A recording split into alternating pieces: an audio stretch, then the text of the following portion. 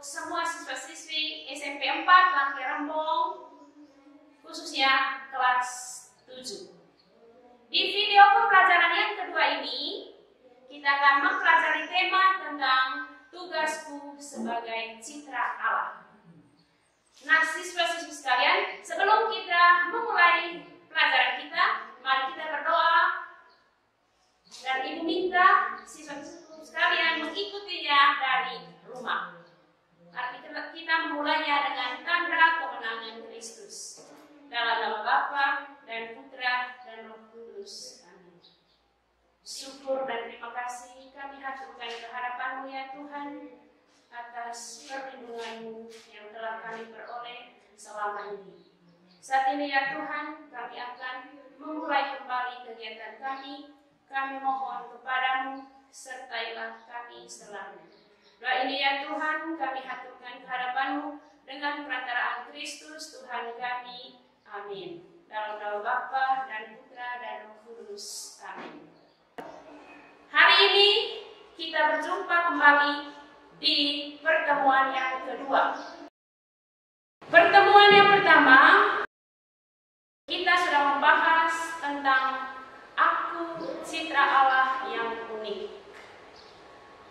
Siswa-siswi sekalian, kita sudah memahami arti dari kata citra Allah itu sendiri. Kata citra artinya serupa, segambar dengan Allah.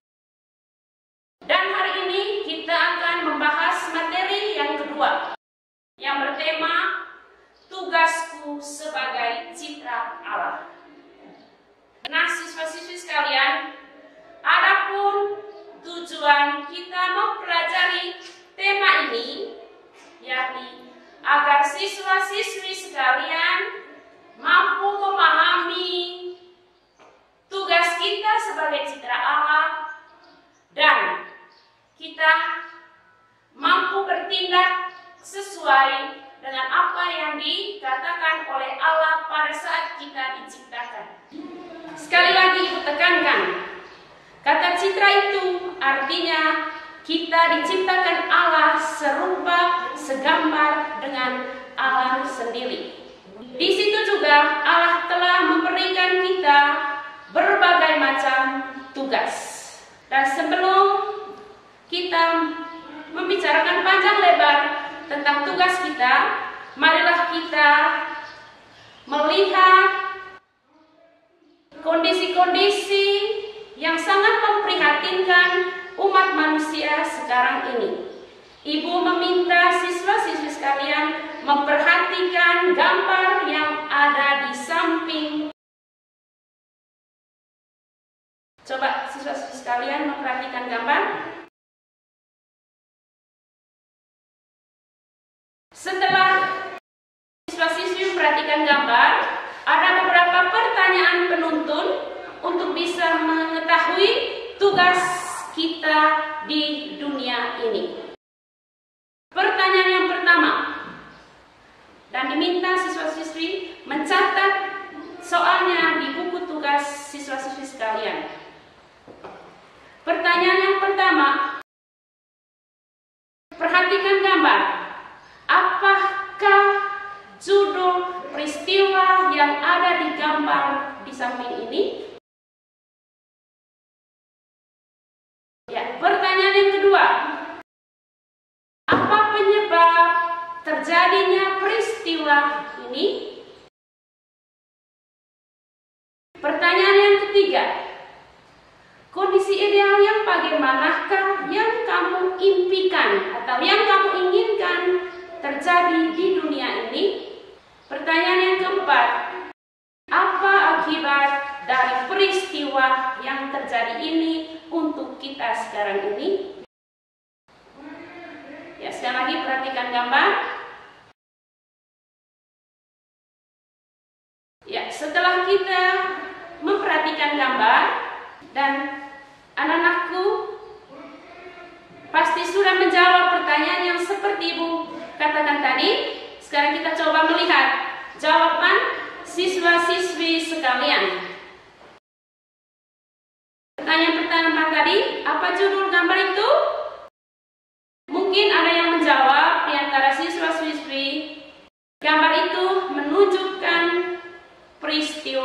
banjir. Ya, terima kasih. Sekarang pertanyaan yang kedua. Apa penyebab terjadinya peristiwa tersebut?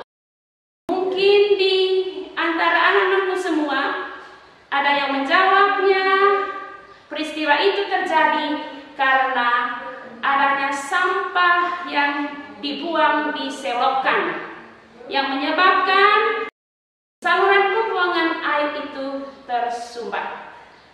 Yang kedua, penyebab yang lain juga kemungkinan adanya curah hujan yang sangat-sangat tinggi. Nah, anak-anakku semua, sekarang kita lihat pertanyaan yang ketiga. Kondisi apa yang seharusnya kita inginkan? Pasti anak-anakku semua menjawabnya, kondisi yang kita inginkan yakni adanya ketenangan, adanya kenyamanan untuk kita semua. Nah, siswa-siswi sekalian, sekarang ini Ibu ingin menyampaikan sesuatu tentang kita berkaitan dengan kondisi yang kita hadapi selama ini. Selain kondisi yang adik-adikku sudah katakan tadi, bahwa salah satu peristiwa yang memperhatikan kita sekarang ini banjir. Masih banyak lagi peristiwa yang lain. Misalnya ada tanah longsor, ada pembakaran hutan, dan semuanya itu menyebabkan kehidupan kita tidak akan nyaman.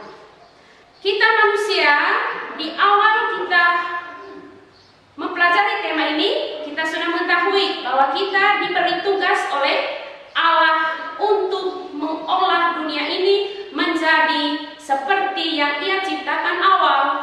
Di awal Dia mengatakan bahwa semua yang aku berikan ini kepadamu semuanya baik. Namun karena ulah manusia, maka ciptaan Allah yang baik itu sudah mulai rusak. Dan kalau rusak, kita sendiri lagi yang menanggung akibatnya. Dan siapakah yang salah dari semuanya itu? Pasti yang salah adalah kita manusia itu sendiri. Karena itu, siswa-siswi sekalian, kita tidak boleh mengkambing hitamkan sesama kita. Nah, sekarang ini marilah kita merefleksi kembali apa tugas yang diberikan oleh Allah kepada kita. Nah, sekarang ini kita melihat dasar biblis dari tugas yang diberikan oleh Allah itu kepada kita. Mari kita membuka kitab suci, khususnya kitab Kejadian bab 1 ayat 26 sampai dengan 30. Sekali lagi, mari kita membuka kitab suci, kitab Kejadian bab 1 ayat 26 sampai dengan 30.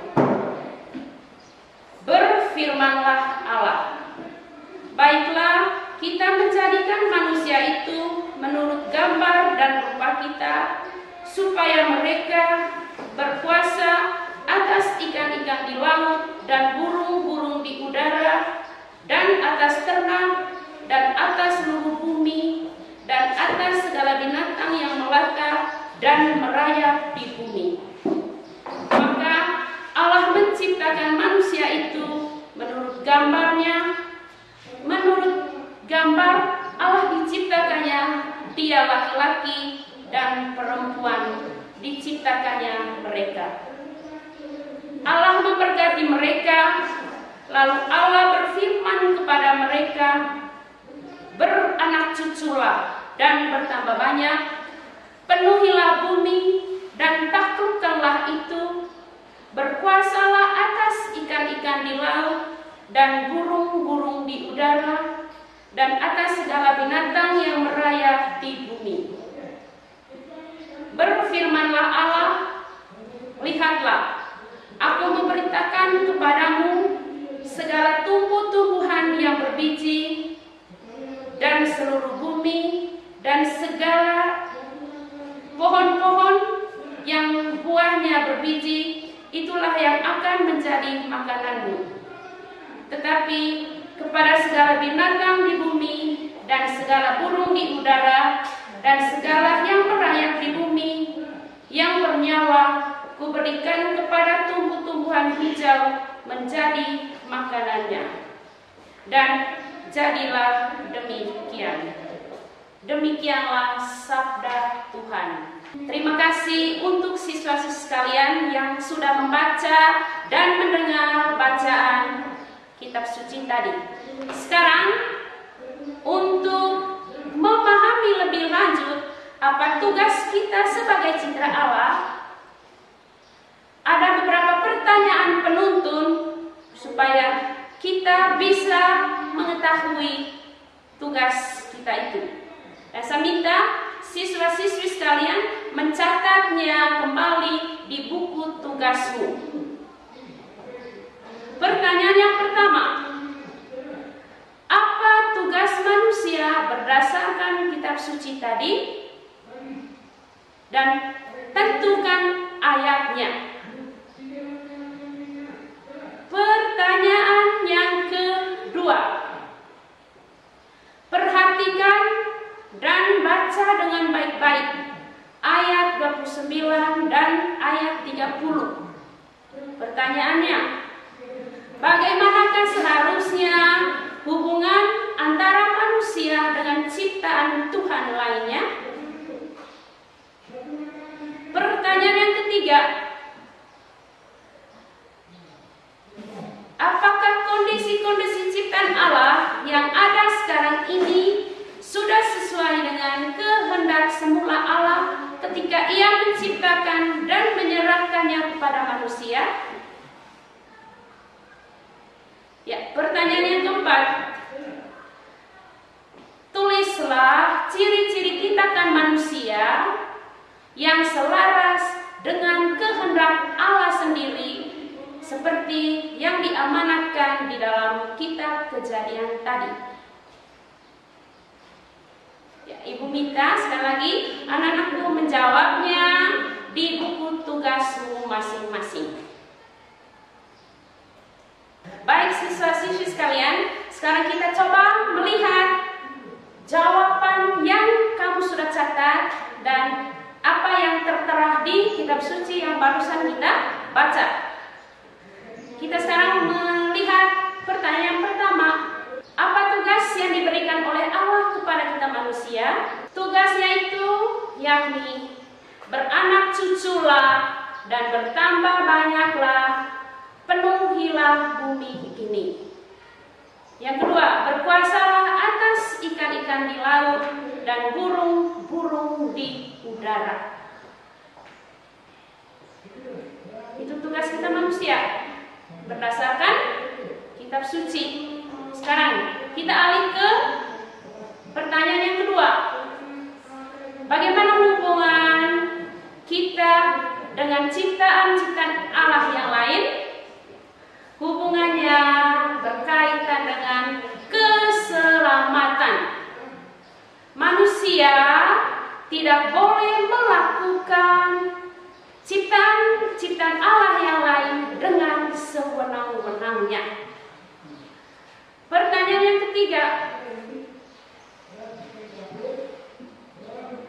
apakah kondisi ini sudah sesuai dengan ciptaan Allah?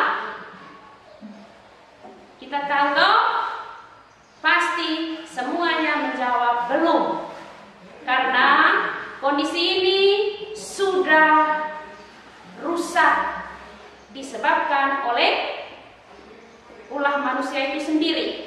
Dan pertanyaan yang keempat, apa upaya kita untuk bisa mengembalikan ciptaan Allah seperti semula? Atau apa tindakan-tindakan kita? Tindakan kita harus bisa merawat, menjaga, melestarikan kembali apa yang sudah rusak. Misalnya, jika engkau berada di sekolah, maka engkau harus bisa membersihkan lingkungan sekolah ini. Atau tidak boleh membuang sampah di sembarang tempat. Itu tugasmu jika engkau berada di sekolah. Tugasmu jika engkau berada di rumah, engkau harus bisa membantu orang tuamu membereskan pekerjaan-pekerjaan rumah. Tugasmu jika engkau berada di tengah-tengah masyarakat, engkau harus bisa juga membantu lingkungan masyarakat dengan cara menata lingkungan-lingkungan yang sudah rusak. Misalnya, ada segerombolan pemuda yang suka sekali berkumpul untuk bertawur-tawuran. Engkau harus bisa meremkan dirimu untuk jangan bergabung di kelompok-kelompok tersebut. Itulah tugas kita sebagai citra Allah. Manusia, sekali lagi Ibu tekankan, adalah ciptaan Allah yang sangat-sangat unik. Keunikan itu kita sudah tahu bahwa kita manusia diciptakan Allah itu dengan akal budi. Akal budi itu berguna untuk berpikir. Sudah itu yang kedua yang diciptakan oleh Allah untuk kita manusia ada hati nurani. Hati nurani inilah yang berguna untuk kita membedakan mana yang baik dan mana yang jahat yang harus kita hindari. Dan yang ketiga, Allah telah memberikan kepada kita kebebasan. Seperti Ibu tekankan tadi, kebebasan itu janganlah kita menyalahgunakan, tetapi kebebasan itu harus kita jalani dengan sebaik-baiknya.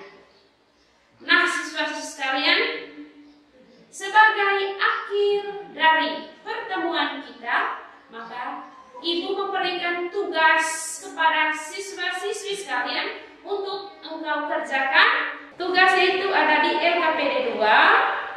Soalnya, tulislah 5 tindakan yang mencerminkan dirimu sebagai citra Allah.